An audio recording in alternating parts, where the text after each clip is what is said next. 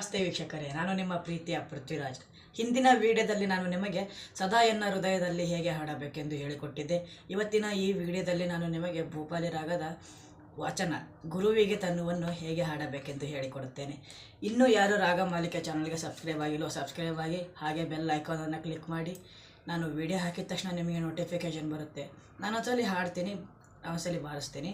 ನಾನು ನಿಮಗೆ ಫೋಟೋನೂ ಹಾಕಿರ್ತೀನಿ, ನೋಡ್ಕೊಳ್ಳಿ, ಬರ್ಕೊಳ್ಳಿ, ಹಾಡಿ, ನನ್ನ ಜೊತೆ ಹಾಡಿ ಅಂತ ಹೇಳ್ತಾ ಈ ವಿಡಿಯೋನ ಸ್ಟಾರ್ಟ್ ಮಾಡ್ತಾ ಇದ್ದೀನಿ.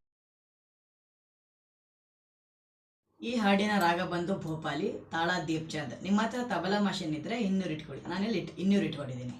ಬನ್ನಿ ಹಾಡು ಸ್ಟಾರ್ಟ್ ಮಾಡೋಣ.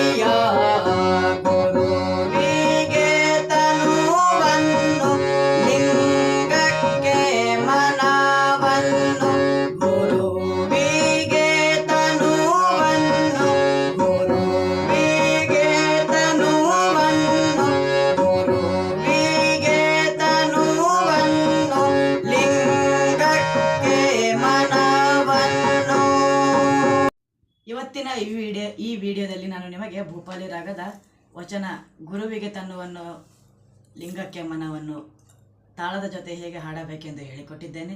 ಮುಂದಿನ ವಿಡಿಯೋದಲ್ಲಿ ನಾನು ಹೀಗೆ ಹೊಸ ಹಾಡನ್ನು ಹೇಳಿಕೊಡುತ್ತೇನೆ.